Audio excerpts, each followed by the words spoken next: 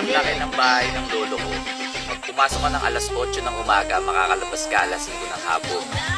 Ganun kalaki yung bahay ng lolo ko. Psst! Wala yan sa lolo ko.